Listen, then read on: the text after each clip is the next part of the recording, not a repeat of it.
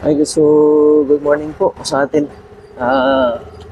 Palit tayo ng gulong natin sa likod. Ayan. So, may regs tayo ngayong 30, so kailangan natin magpalit ng gulong. So, medyo pudpud na yung natin, spike natin sa likod. So, kailangan na talaga magpalit. Ano yung mga dapat tanggalin?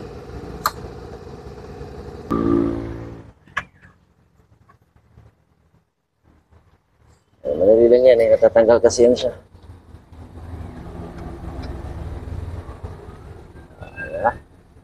Para mas madali. Kailangan baklasin yung kailangan pa rin talagang baklasin yung yung mga bolt na yan dyan sa tambutso natin.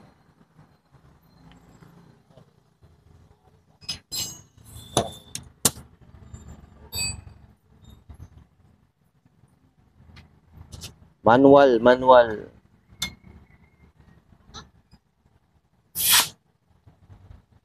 Linisan natin yung natin, yung pipe natin,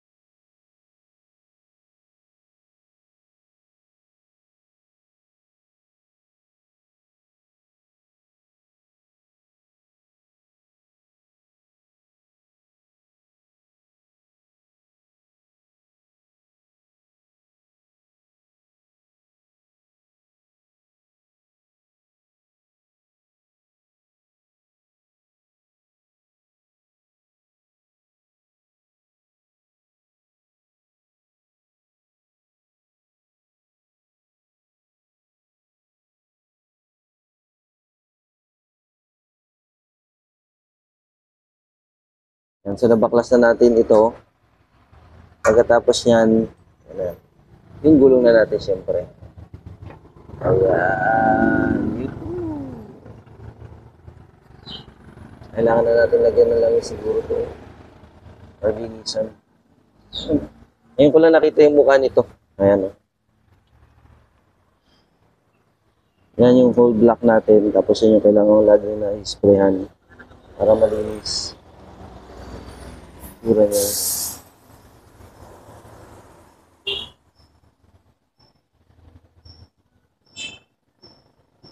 Palit tayo. Federal din. Federal. Yung gamit natin, Federal. Ayan, in order ko sa Lazada, ang pinalabasan niya is 2493. So parang 25. Pero it's Federal siya, tsaka Honda mismo talaga na brand.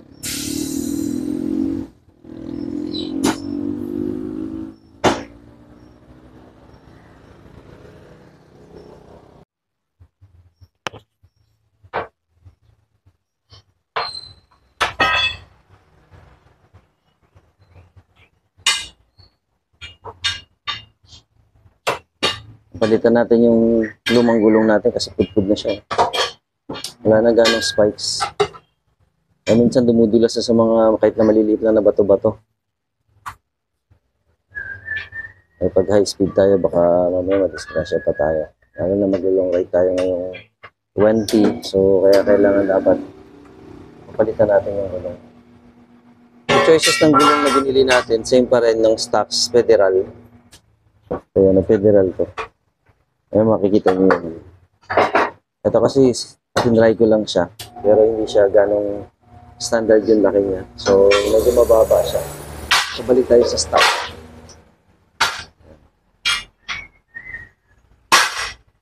Nilinisan niya. Tanggalin mo na yung mga punasan, lilinisan. Linis. Ayan, malinis na.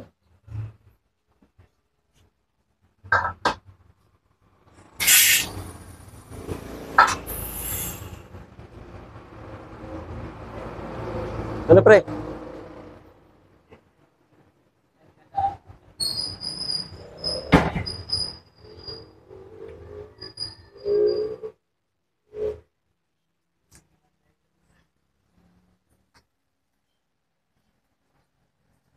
Yan, nakita niyo yung balot? Honda.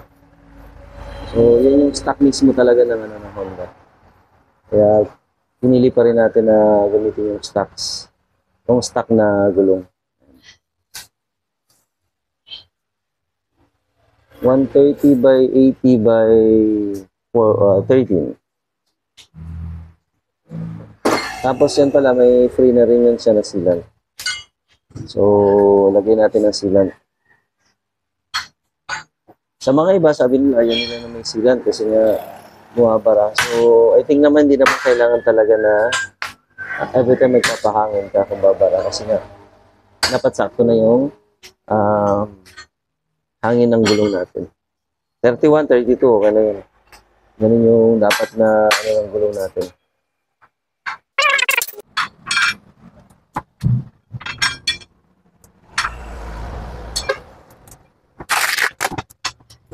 Kasama niya yung sealant. Ayun ang talagang federal. Siguro tayo na genuine brand ng gulong talaga yung papalit natin. Kinamay na niya siya. Ayan yung sealant natin guys. Sealant natin.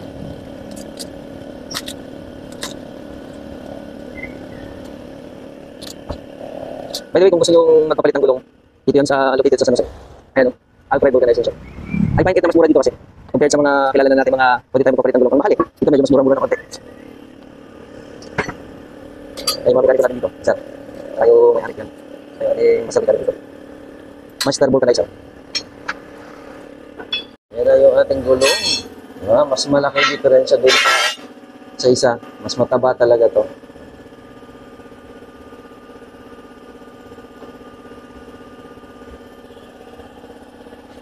Dapat ang rotate pa ganun.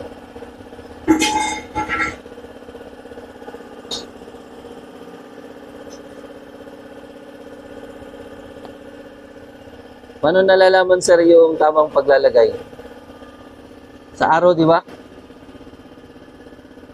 Saan yung arrow niya sir? Turo lang natin guys. So federal yung gamit natin. Tapos dito may makikita kang may arrow. Saan yung arrow natin kanina sir? Sa kabila, siguro, no? Kabila.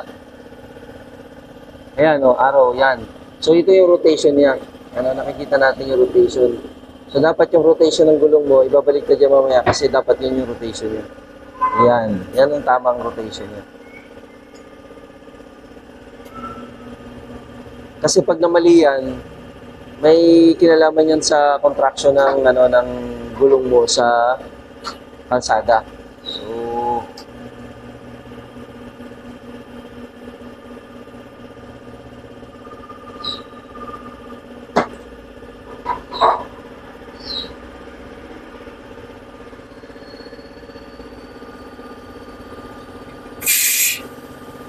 tapos yan, hangin na lang. Papahangin na natin, tapos lagyan natin yung sealant.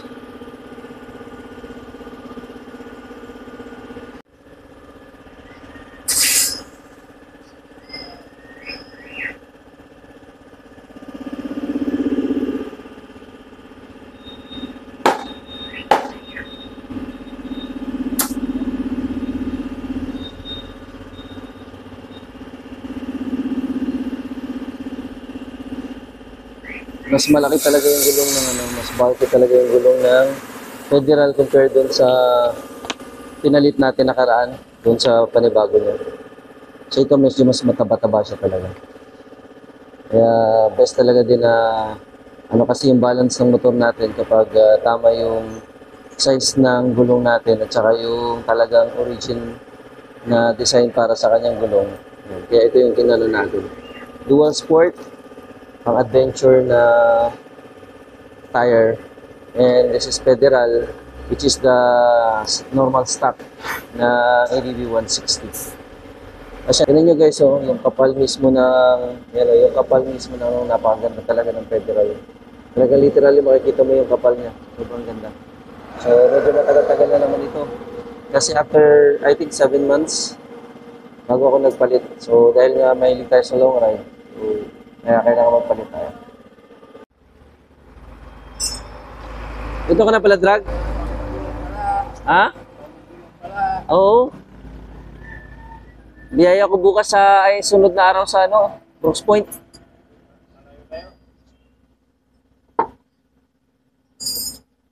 Eh, kung magpapapalit ka, di magpapalit na agad ngayon. Kaya nga. Tingnan natin si Kuya. Ayan, ayan na. Salpak-salpak, galaw-galaw ng konti. Ayan. Tapos, salpak na siya.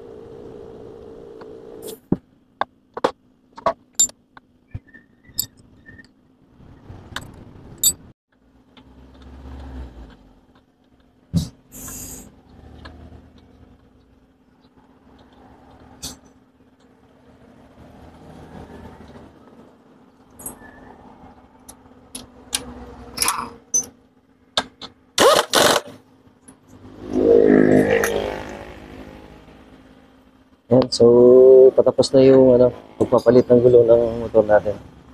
Once again dito yan sa may ano, Alfred Vulcanization. Dito yan sa may San Jose lang, ayan o, San Jose. So, mura lang ang palitan dito.